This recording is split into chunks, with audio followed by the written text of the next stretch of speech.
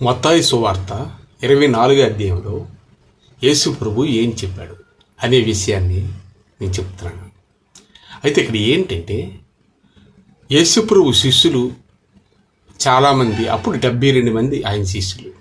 తర్వాత ఆయన చెప్పే బోధలు, కఠినమైన బోధలు అన్నీ ఎంతో దినిగా పరిశుద్ధంగా జీవించాలి కనుక జీవించలేక అందరూ కూడా దూరం వెళ్ళిపోయారు. ఆ తర్వాత మిగిలేవారు 12 మంది శిష్యులు. తర్వాత శిష్యులు కూడా వెనకతల వచ్చుతూ కొన్ని విషయాలు కొన్ని డౌట్లు కొన్ని ప్రశ్నలు వేసేవారు, ఆయన్ని అడిగేవారు. ప్రభువు అలా వెళ్తుండగా ప్రభు వెనకతలు వెంబడించేవారు. అయితే ఒక దేవాలయంని చూపించి, ఈ దేవాలయం కట్టడలను ఇది ఒక రాయి మీద రాయకూడను, ఒక దినమున ఉండవు అని చెప్పాడు. అది ఎప్పుడు అని చెప్పాడు. ఈ యుగ తరం వారు అయితే ఏదైనా సూచక్రియలు ఏమైనా చేస్తారని అడుగుతారు కొంతమంది, ఇవన్నీ జరగడానికి. కానీ మీరు ఎప్పటి నుంచో సూచక్రియలు అన్నీ చూసి ఎన్నో వింతలు మీరు విన్నారు, చూశారు, కానీ నమ్మరు మీరు. ఈనాటి వారికి ఈ సూచక్రియలు గొప్ప ఇది కాదు. ఎందుకంటే దెయ్యం గురుడు గాలిడి చేస్తుంది, గాలిలో నడిచినట్టు, ఏదో గాలిలో అగ్గి పుట్టించినట్టు సాతాను గారు కూడా గాలిడి వాళ్ళు చేస్తున్నారు. అదే కదా ఐగుప్తుల దేశంలో అక్కడ మాంత్రగాలు కూడా వాళ్ళు కూడా పాములు తయారు చేశారు కొన్ని వింతలు. అప్పుడు మోసే గారికి చెప్పి, నువ్వు వెళ్ళి వాళ్ళు పాములు తయారు చేస్తారు, నువ్వు కూడా ఒక కర్ర విసురు, ఇదిగో కర్రనిచ్చి నీ తమ్ముడు అహరోను మాట్లాడతాడు, నీవు ఆ కర్ర విసురు, అది పాము అయిపోద్ది అని చెప్పాడు. వాళ్ళు పాములు చేస్తారు, మోసే గారు కూడా పాముని చేస్తాడు. ఆ పాముని తినేమని ఇలా పడేసరికి ఆ పాములన్నీ తినేస్తుంది మోసే గారి పాము. గాడి పాములన్నీ సాధులు సన్యాసులు చేసినవి పోతాయి, కానీ దేవుని చేసేది అన్నిటిని తినేస్తారు. అయితే వాళ్ళు కొన్ని సుసక్రియలు చేశారు, వీళ్ళు సుసక్రియలు చేశారు. ఆ దేశంలో కొన్ని కరువులకి కొన్ని పేర్లు కురిపిస్తారు, పేర్లు అట్లా ఎక్కడికక్కడ వ్యవసాయంలో అవి కూడా నాశనం చేస్తారు. అలాగే మాంత్రికులు కూడా పేర్లు సృష్టిస్తుంటారు. ఇప్పుడు దేవుడు ఎన్ని కార్యక్రమాలు చేస్తాడు, దెయ్యం కూడా కొన్ని చేస్తుంది. ఎందుకంటే దేవుడి దగ్గర దెయ్యం ఉండేది, ప్రధాన దోతే కదా ఉండేది, దాన్ని త్రోయబడి భూమి మీద పడింది కాబట్టి.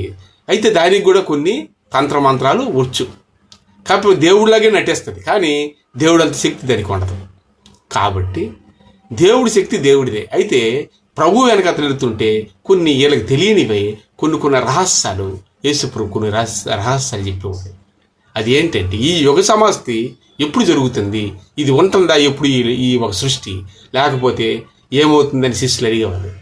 అప్పుడు ప్రభు చూసి, ఈ తరం వారికి ఎన్ని సుసక్రియలు చేసినా మారరు కానీ, అన్ని సాతాను కూడా చేస్తుంది కానీ అని చెప్పుతూ, అప్పుడు ఈ యుగ సమస్య ఎప్పుడు వస్తుంది, నీ రాకడ ఎప్పుడు వస్తుంది ఏంటి అని అడిగారు వాళ్ళు.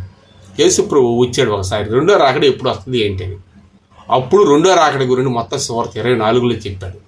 జనం మీదకి జనమును, జనం మీద జనం కుట్టుకుంటుంది, రాజ్యాన్ని మీదకి రాజ్యం, అంటే ఒక దేశం మీద ఒక దేశం, అక్కడక్కడ కరువులు, అక్కడక్కడ ఇబ్బందులు జరుగును అన్నాడు. ఇది మొత్తం సువార్త 24లో. అలాగే పిల్లలు తల్లిదండ్రులు ప్రేమించరు, తల్లిదండ్రులు పిల్లలు కూడా ప్రేమించరు అని చెప్పుకొచ్చాడు. అయితే ఆ విషయాన్ని మనం కొద్దిగా ధ్యానించదు.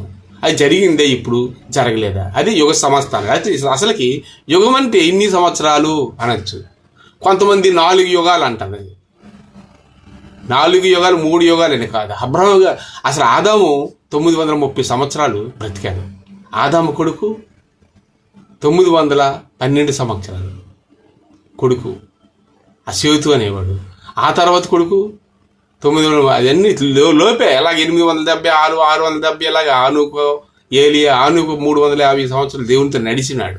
అలాగే నోహావు 650 ఎన్ని సంవత్సరాలు. ఇలాగే తగ్గిపోయింది. ఈ అబ్రహాం గారు 170 సంవత్సరాలు. అయితే యుగం అంటే ఏంటంటే ఒక మనిషి జీవితం యుగం. 930 సంవత్సరాలు యుగం ఒరిజినల్గా ఫస్ట్ ఆదిలో ఉన్నది.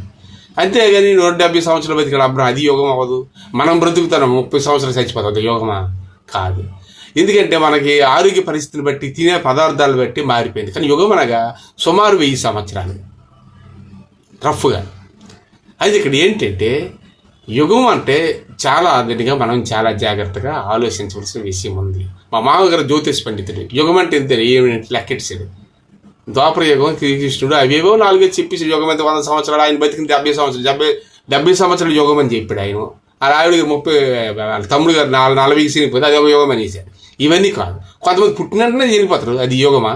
కాదు. యుగం అంటే అది ఒక మనిషి ఫస్ట్ ఆదామవ్వ, అది అది అది ఎక్కడ ఖురాన్లో అదే ఉంది. అలాగే అది భవిష్య పురాణంలో హిందూ గ్రంథాల్లో ఉంది. అలాగే ఎదుర్య వేదం, అలాగే వాటిలో కూడా కొన్ని వేదాల్లో కూడా ఉంది. ఆదామవ్వ వాళ్ళు 930 సంవత్సరాలు ఆదాం బ్రతికాడు. కొడుకు 912 సంవత్సరాలు. అలాగలా తగ్గిపోయింది. ఇది యుగం. అది యుగ సమస్య ఎప్పుడు వద్దంటే 1000కి లెక్కేసుకుంటారు. అలాగే యేసు ప్రభుతో పాటు 1000 ఏండ్ల పరిపాలన ఉంటుంది, భూమి మీద ఉంటుంది. 1000 ఏండ్లకి ఒక లెక్క యుగం. అయితే ఇక్కడ యుగ సమస్య ఎప్పుడు అని అడిగారు. ఆ యుగ సమస్య అనేది జనం మీద జనమును, రాజ్యమును, అక్కడక్కడ కరువులు, భూకంపములు, జనాలు పెరిగిపోయి చాలా ఇబ్బందులు పడతారు అని చెప్పారు. అది నిజంగా జరుగుతుంది కూడా. ఎందుకంటే ఇప్పుడు గ్యాస్, ఇప్పుడు యుద్ధాలు, జనం మీద జనం యుద్ధాలు అవుతున్నాయి కదా, రాజ్యం మీద రాజ్యం యుద్ధం జరుగుతుంది. వాళ్ళకి అండర్స్టాండింగ్ లేదు, మిస్ అండర్స్టాండింగ్ మీద కొట్టుకుంటున్నారు. అన్నదమ్ములు కొట్టుకుంటున్నారు, అక్క చెల్లెలు, కొడుకులు, తల్లిదండ్రులు, పిల్లలే అడ్డు వస్తారండి. ఎంతమంది తల్లిలు కూడా పిల్లలు చంపించిన వాళ్ళు ఎంతమందో, ఇలాగ భర్త అడ్డు వస్తాడు, భర్తను చెప్పిన వాళ్ళు ఎంతమందో, ఇలాగా ఎన్నో రకాలుగా ఒకళ్ళు ఆశ దురాశలతోని మనిషి చనిపోతున్నారు.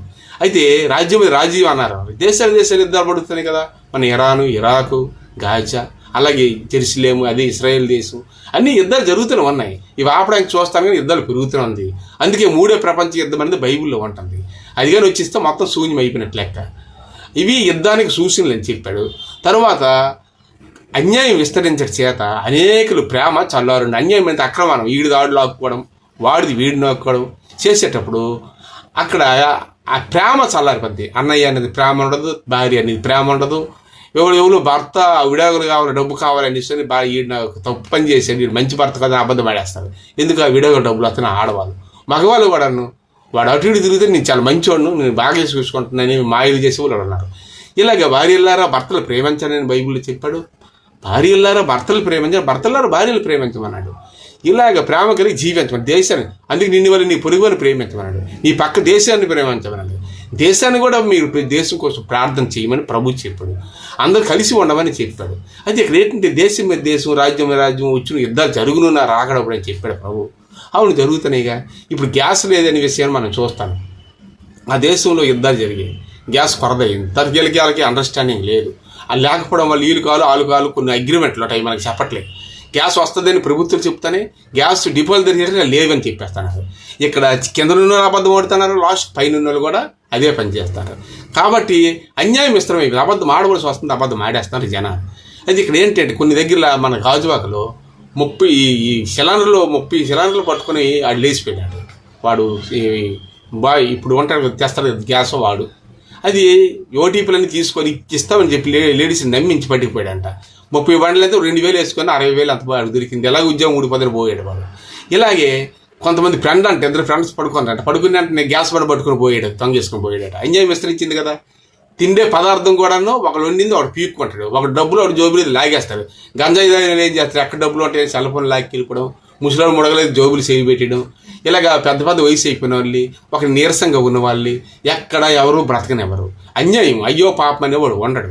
ఇవన్నీ జరుగుతున్నాం అంటే గ్యాస్ గురించి ఎన్ని దగ్గర దొంగతనాలు జరుగుతాయో తెలియదు, మనకు చూస్తాను యూట్యూబ్లో. నిజంగా ఎందుకంటే ఇది లేకపోవడం వల్ల వాళ్ళ ఇంట్లో ఈడింట్లో వాడు గ్యాస్ గొడవసలో కూడా మాయమైపోతున్నాయి బండ్లు. అలా గ్యాస్ గొడవస్ దగ్గరికి వెళ్ళకముందే రోడ్డు మీదే బండ్లు లాగేసుకుంటారు కొంతమంది. న్యాయం లేదు, ధర్మం లేదు. ఆకలి వచ్చింది అనుకోండి, న్యాయ ధర్మం ఏం లేదు, ఒకళ్ళు పీక్కుంటారు. అదే దేవుడు చెప్పిన విధానంగాను దేవుడు రాకడికి సమీపమై భూమి నిండిపోయింది, విస్తారంగా జనాలు అయిపోయారు, తిండి కరువు అయిపోతుంది. ఎందుకంటే అలాగలా జనమంతా వెళ్ళిపోయి పంటలు పండించే స్థలాలు ఇల్లులు చేస్తుంటారు. పంటలు పండించడానికి ప్లేసులు లేవు, ఉన్నవాడికే ఉంటుంది, లేనివాడికి లేదు, ఉన్నవాడే కొప్పేసుకుంటున్నాడు. కాబట్టి ఇదే వ్యాధులకు ప్రారంభం, కష్టాలకు ప్రారంభం. ఇప్పుడు దేవుడు రాకడి యుగం మాయమైపోవచ్చు బైబిల్ ప్రకారంగా. కాబట్టి 3వ యుద్ధం కూడా జరగవచ్చు అని కొంతమంది క్రైస్తవులు, కొంతమంది అలాగే దైవజనులు, కొంతమంది వీటిని రీసెర్చ్ చేసి చాలా జాగ్రత్తగా లెక్కేస్తే దగ్గర పడినట్టు అనిపిస్తుంది. ఇది మీరేమంటారో కామెంట్లో చెప్పండి. Thank you. చాలామంది షేర్ చేయండి, అలాగే లైక్ కొట్టండి, షేర్ చేయండి, అలాగే సబ్స్క్రైబ్ చేయండి.